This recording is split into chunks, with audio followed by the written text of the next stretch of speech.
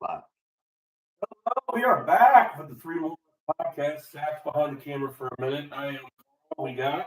I'm Jake. And guest Dylan filling in today. How's everybody doing on this cold November day? I'm fine. What are you talking about? Dylan, how you been, bud? oh, we're doing good. Car's not done yet. We leave Tuesday to go to the Derby. So after I get down here, we're busting some butt and getting her done. Well, there you go. Hey, me too. We're headed to Topeka, Kansas. Nice. That was the thing you had last year, right? Yeah. No. That's the Blizzard Derby, right? Blizzard Bash. Yeah. Blizzard Blast. Yep. Yeah. It's a 4 or 5 day indoor demolition derby. Okay. I just run one time, but I'm what we call a filler class. Right.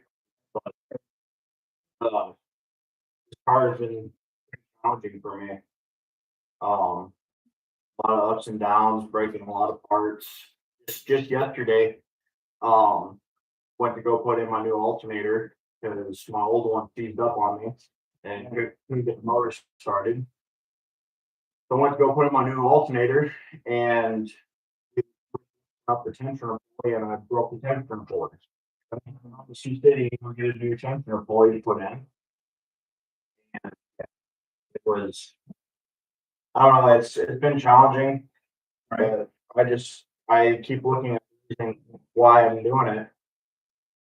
And my friend up in heaven, she keeps pushing me through and helping me get this thing done. So I've known people downtown racing car. A lot of money that's involved, a lot of things that go wrong. But when you have that one success, it makes it all worth it. correct. Going out there, maybe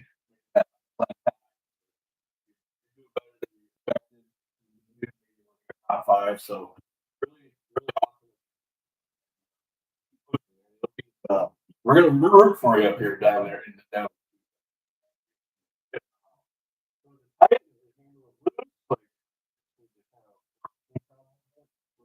Laps or what?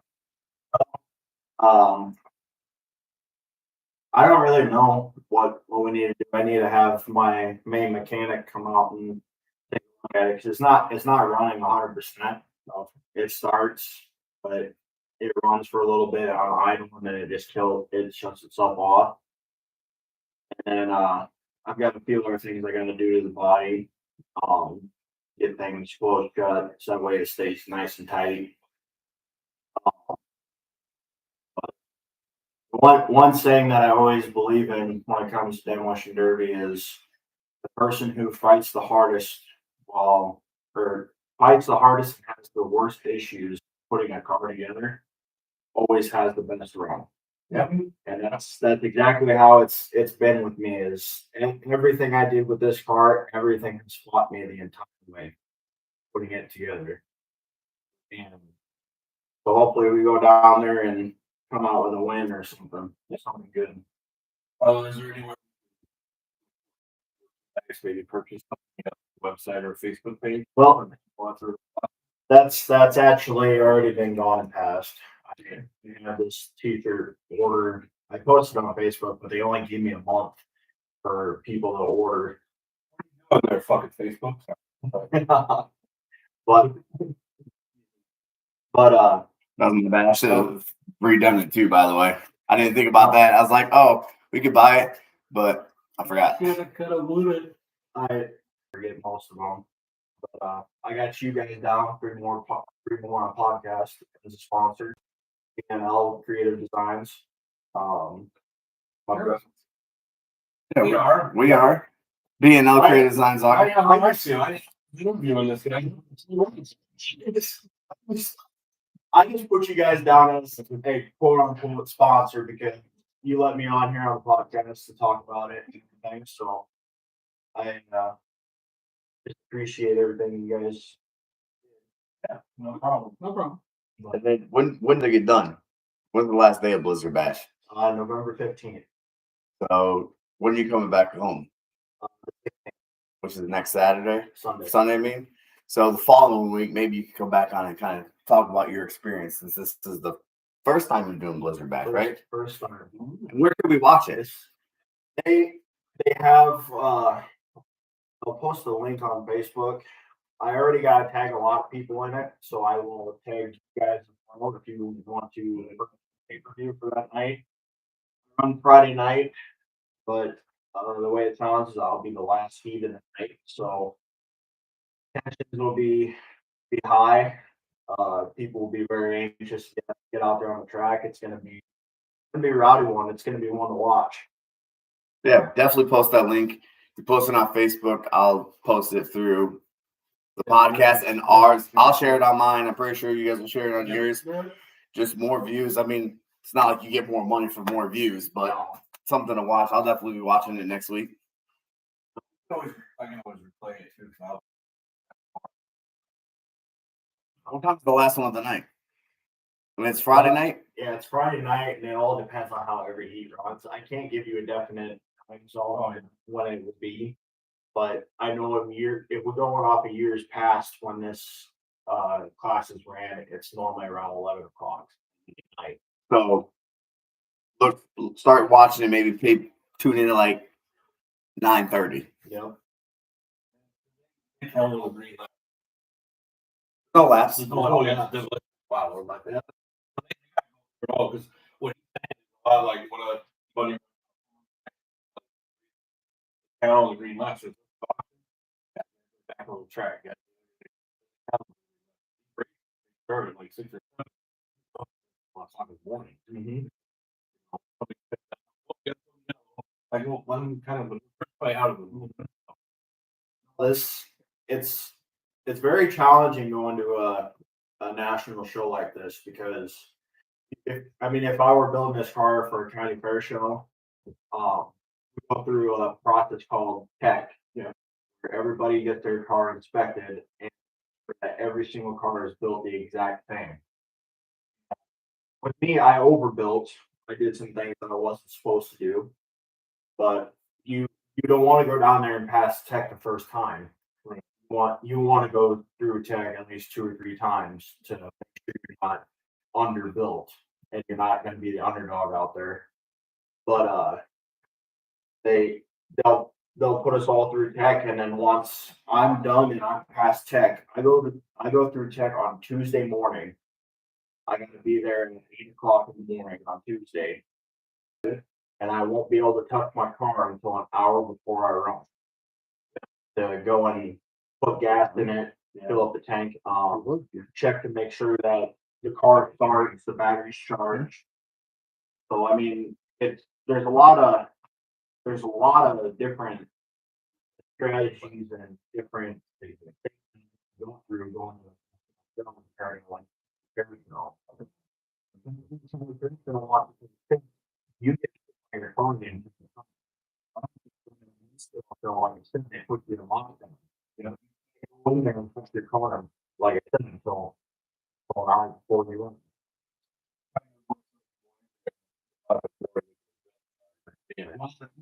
The nice thing about it is they have security watching the buildings outside and in.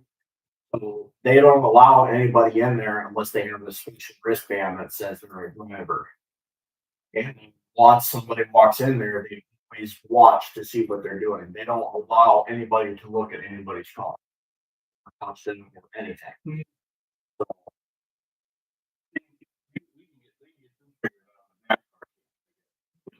Maybe they do, we just don't know about it. But hours.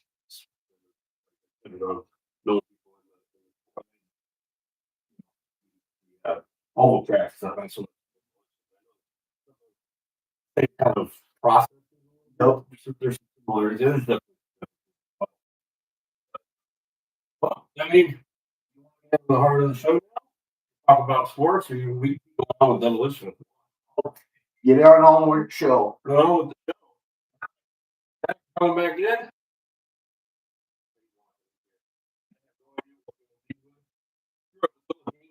World Series. What a World Series we had with the Toronto. And there's on game 7 extras. I know you got some things on the whole salary cap situation. We'll get into that in a minute.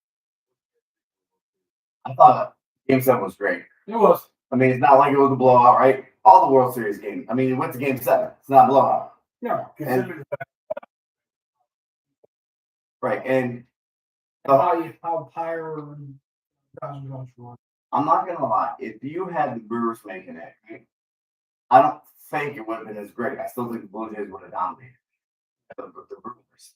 I think that the Dodgers didn't go in and dominate, but at the same time, they have the capabilities of, hey, hitting home run when you need it with Shohei Ohtani or Freddie Freeman. Like, you have those home run hitters that can, but you also have that with the Blue Jays. Yep. So at any point, you were down by 3-4 runs, you can still come back. Yep. And it proved in that series. I thought it was a great World Series. I thought you couldn't ask for a better one this season. I really don't know who would have given it better. I don't think, and really, because really a great matchup where you just didn't know when you were going to get. You had Blake Snell dominating the bullpen in the Blue Jays.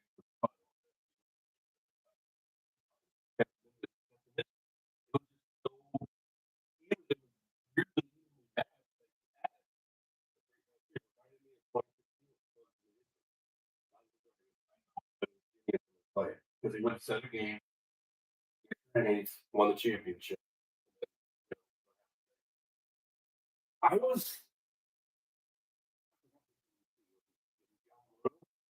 think so. And wow, this guy from First year. Just like there's another Japanese sensation who just got posted the other day. complete game. 6 was 7.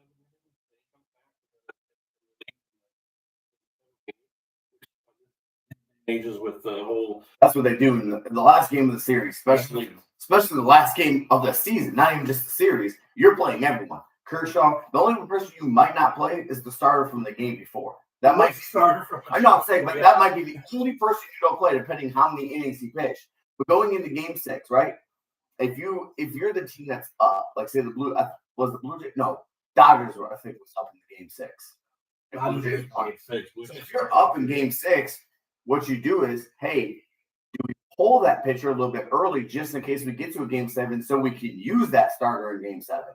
Right. Because that's what you're thinking at that point. Because if we lose this game, we go to game 7. Now we have our starter, and then we have, say Shohei was the starter. Then you have Yamamoto pitching next. Then you have Blake Snell pitching next. You could have nothing but starters for the whole game.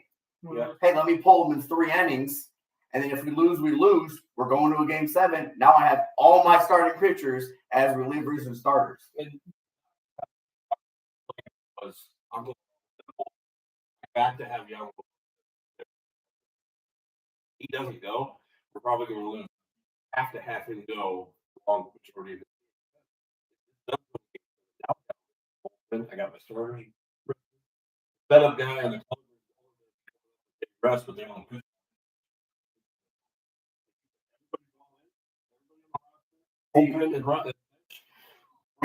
And this is the only time I'll ever say this. That's when analytics come into play. When analytics come into play is game 6 and game 7 of the World Series, right? Yeah. What do the analytics say versus what my gut say? If my gut says, hey, let's pitch this guy as long as we can so we can have the bullpen rested and then most of our starters available, then you do that, right? Yeah. But if analytics and your gut both go, hey, let's put the starter out there for 3 innings, keep him well rested so he can go far next game, and then this guy can go far for our starter. Then we can have Blake Snell in relief. Now I can go through 3 starting pictures for the whole game of game 7. That's when you look at it, gut versus analytics, and if they both agree, you go with both. But this is the one time I think analytics look at it and you go, I can use analytics on this because I got one more game. Rocked it out of the park in Toronto. LA. Like that. But Will Smith won, right? Yeah, there's two of them. There's two of them, and each won 3. Each one. 2 Will Smith. Look it up. Don't joke on that. Same position too. No, one of them plays catcher.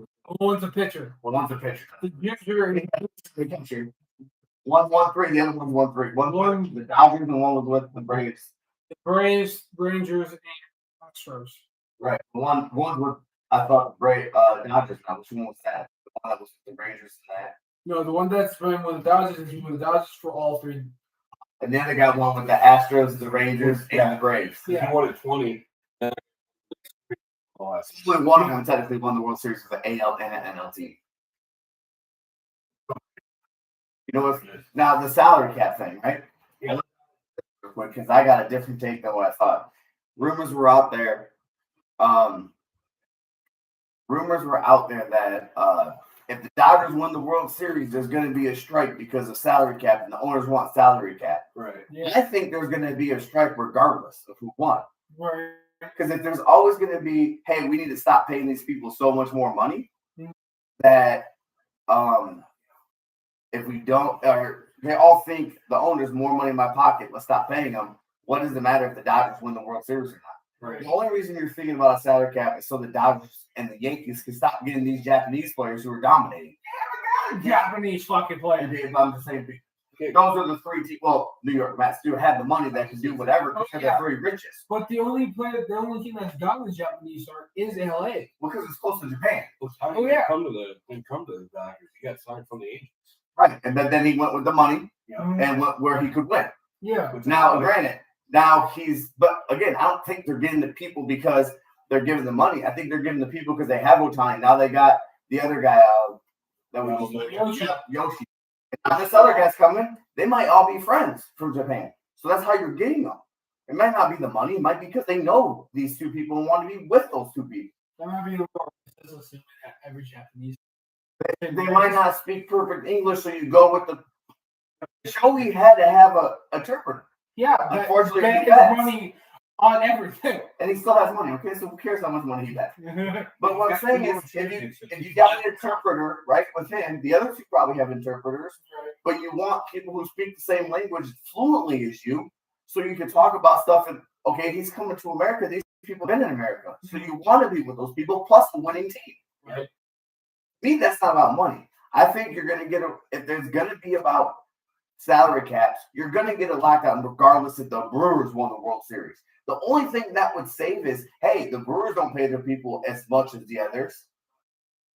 You know what would really stop the lockout from happening? If like the Athletics or someone who spends no money on rosters and they won the World Series, then you can say they're the worst spending team in the baseball and they still won the World Series. That would stop the salary cap thing for sure. That's the only time there would be a strike. There's going to be a strike because these owners want to stop paying them so much more money and want more money in their pockets. That would be the only reason a salary cap thing doesn't happen is they're like, oh, we don't care. This is baseball. That's how it's been for years. Sad about a city that's one city that didn't care about their teams at all. Well, I mean, technically, Well, the Warriors are still considered Oakland's team. Since they're 7. But technically, they've always been Oakland's team. Yeah, They've been the Bay Area's team. I don't know for your point. It's about 40 miles away from home. It's not in the city, yes, but it's considered the Bay Area's team. Moving to Las Vegas. Raiders moved to Las Vegas. Not because they didn't want to spend money on the team. It's because the Raiders was the stadium, everything else. Davis wanted to leave because he figured, hey, if I go to Las Vegas, more people are going to want to come to Las Vegas, so it's easier to get free agents. Because again, there's a salary cap in the NFL, Yeah. so it's not about that. Baseball just didn't want to spend the money, and the team's like either sell or leave. The fans are like, we're not buying tickets if you're not going to put product on the field. And the city wasn't letting the team business. Here's my hot take, It though. was the same thing with San Diego. Here's It's the my- same thing with St. And you Louis. move to Las Vegas, I'm sorry, it's the same ownership. They're still the A's are still not going to spend money on the team. They're just going to say, "Oh, we're in Vegas. People from all over come to Vegas. So guess what? Our stadiums will be packed, and they will be of other fans, not even home fans. That's how it is with the Raiders right now. You got people coming over for the Raiders, but they're coming to see Chicago play the Raiders. They're coming to see the Packers. They're coming to see any other team but the Raiders because it's Vegas. It's like, hey, we go to Vegas and see our football team. Right? Same thing will happen with basketball. Same thing will happen with any sport. The home team is never going to have a home field advantage if you don't spend money on your team. Well, because they want. Again, and this is the Kraken hasn't done this. So this makes it even more impressive. In the NHL, when you're an expansion team, I don't know how baseball or NBA works because it hasn't been so damn long. But in the NHL, you get to pick people. There's people you can't choose off of their team, but they only pick one or two people they can't choose. Right? So the Rangers are going, okay, you can't have Zibanejad or Shesterkin, but you can have anyone else on the team. Who do you think they're going to pick? The worst players? No, you're going to pick the third or fourth best player. And you can only pick one or two from each team. You have to take from each team. You can't just go, oh, I want your five worst your five next best players out of 1 and 2. You have to pick, okay, you can only take one from this team or two from this team. I want the player that rode the bench for the last 3 years. You're going to pick, if you're picking from the Rangers, you're going to pick Fox or Perry if they're available. It's advantage as the one and Shesterkin, right? Then you're going to go to the Blackhawks. Well, clearly, your top two players aren't going to go, but I want this guy. Then you're going to go to Tampa Bay. Okay, I want the third best player. Two best players. Anyone else is trash. They're actually doing pretty well this year. Right, but what I'm saying is, so the Vegas picked those people, but they kept paying them. Right, the Kraken picked people, but it hasn't turned out for the Kraken. Vegas first year they went to the Stanley Cup. Which is unheard of. The first year, and then 3 years later they won the Stanley Cup. No, it was the second year they went to the Stanley Cup. First year they went to the finals. That's